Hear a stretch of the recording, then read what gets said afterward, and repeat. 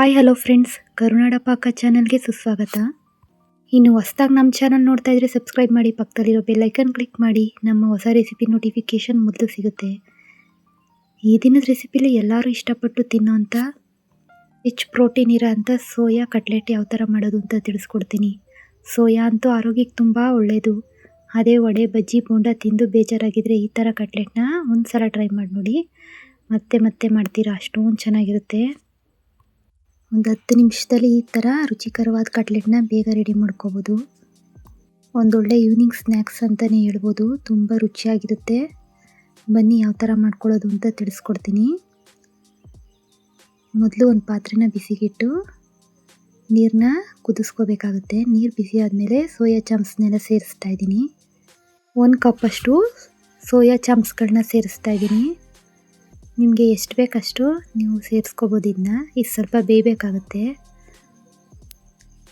ಒಂದು 5 ನಿಮಿಷ ಬೇಯಿಸ್ಕೊಳ್ಳಿ. ನೋಡಿ, ಇದು ಬೆಂದಾಗಿದೆ. ನೋಡಿ, ಅದಾದರೆ ಸಾಕು. ಎಲ್ಲನೂ ಕ್ಲೀನಾಗಿ ಬೇಯಿಸ್ಕೊಳ್ಳಿ. ಬೇಯಿಸ್ಕೊಂಡಾದ್ಮೇಲೆ ನೋಡಿ, ಅದನ್ನೆಲ್ಲ ಈ ಥರ ತೊಗೋಬೇಕಾಗುತ್ತೆ. ಅದನ್ನ ಮಿಕ್ಸರ್ ಜಾರ್ಗೆ ಸೇರಿಸ್ತಾ ಇದ್ದೀನಿ.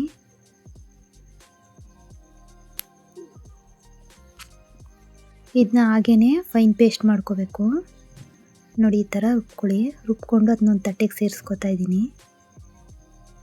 ಈಗ ಇದಕ್ಕೆ ಒಂದು 4ರಿಂದ 5 ಸ್ಪೂನಷ್ಟು ಕಾರ್ನ್ಫ್ಲೋರ್ನ ಸೇರಿಸ್ತಾ ಇದ್ದೀನಿ.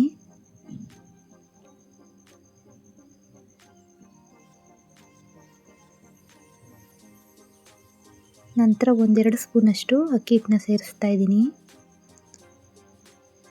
ಹಿಟ್ಟುಗಳು ಸೇರಿಸಿದ್ಮೇಲೆ 1-2 ಈರುಳ್ಳಿ ಸಣ್ಣದಾಗಿ ಹೆಚ್ಕೊಂಡಿದ್ದೆ, ಅದು ಕೂಡ ಸೇರಿಸ್ತಾ ಇದ್ದೀನಿ. ಸಣ್ಣದಾಗಿ ಹೆಚ್ಕೊಂಡಿರೋದು ಹಸಿಮೆಣಸಿನ್ಕಾಯಿ. ನಿಮಗೆ ಖಾರ ಎಷ್ಟು ಬೇಕೋ ಅಷ್ಟು ಹಾಕ್ಕೊಳ್ಳಿ. ಸ್ವಲ್ಪ ಕೊತ್ತಂಬರಿ ಸೊಪ್ಪು, 1 ಸ್ಪೂನಷ್ಟು ಅಚ್ಚ ಪುಡಿನ ಸೇರಿಸ್ತಾ ಇದ್ದೀನಿ. ಗರಂ ಮಸಾಲ ಸೇರಿಸ್ತಾ ಇದ್ದೀನಿ ಸ್ವಲ್ಪ, 1 ಸ್ಪೂನಷ್ಟು. ರುಚಿಗೆ ತಕ್ಕಷ್ಟು ಉಪ್ಪನ್ನ ಸೇರಿಸಿ ಒಂದು ರೌಂಡ್ ಇದನ್ನೆಲ್ಲ ಮಿಕ್ಸ್ ಮಾಡ್ಕೋಬೇಕು.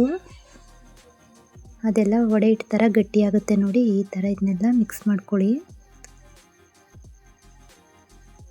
ಈಗ ಇದನ್ನ ರೌಂಡ್ ಮಾಡಿಕೊಂಡು ವಡೆ ಥರ ಪ್ರೆಸ್ ಮಾಡ್ಕೊಳ್ಳೋದು. ಒಂದು ತವನ ಬಿಸಿಗಿಟ್ಟು ಮೊದಲು ಇದಕ್ಕೆ ಎಣ್ಣೆ ಹಾಕ್ತಾಯಿದ್ದೀನಿ.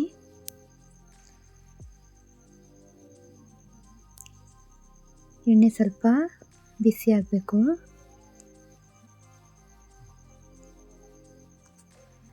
ಆಮೇಲೆ ನಾವು ಪ್ರಿಪೇರ್ ಮಾಡ್ಕೊಂಡಿದ್ವಲ್ಲ, ಇದನ್ನೆಲ್ಲ ಒಂದೊಂದಾಗಿ ಎಲ್ಲ ಕಡೆ ಹಾಕ್ತಾ ಬರಬೇಕು. ಇದೇನು ಡೀಪ್ ಫ್ರೈ ಏನು ಬೇಕಾಗಲ್ಲ. ಈ ಥರ ತವದ ಮೇಲೆ ಫ್ರೈ ಮಾಡಿಕೊಂಡ್ರೆ ತುಂಬ ಚೆನ್ನಾಗಿರುತ್ತೆ.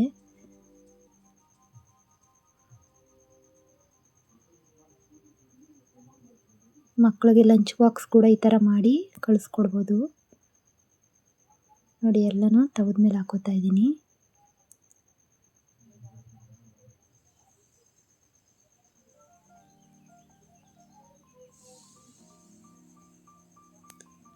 ಈಗ ಎರಡೂ ಕಡೆ ಸ್ವಲ್ಪ ಗೋಲ್ಡನ್ ಬ್ರೌನ್ ಬರೋವರೆಗೂ ಇದನ್ನ ಫ್ರೈ ಮಾಡ್ಕೋಬೇಕು. ನೋಡಿ, ಎಷ್ಟು ಚೆನ್ನಾಗಿ ಕಲರಿಶ್ ಆಗಿ ಬಂದಿದೆ ನೋಡಿ. ತುಂಬ ಸೂಪರಾಗಿ ಬಂದಿದೆ. ಉಪ್ಪು, ಖಾರ, ಹಸಿಮೆಣಸಿನ್ಕಾಯಿ ಎಲ್ಲ ಸೇರಿಸಿರೋದ್ರಿಂದ ಒಳ್ಳೆ ಸ್ಪೈಸಿಯಾಗಿ ತುಂಬ ಚೆನ್ನಾಗಿರುತ್ತೆ, ಖಾರವಾಗಿ.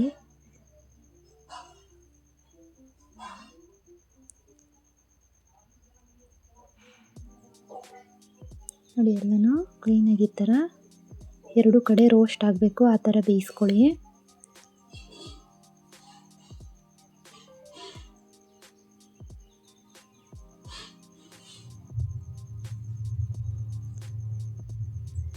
ನೋಡಿ, ಇದಾಗಿದೆ.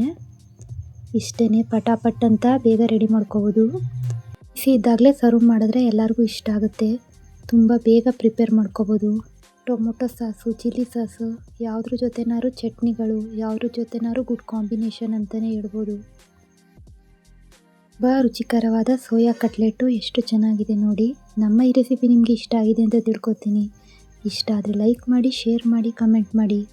ಹೊಸ ರೆಸಿಪಿಗಳ ಜೊತೆ ಮತ್ತೆ ಸಿಗೋಣ. Thank you for watching.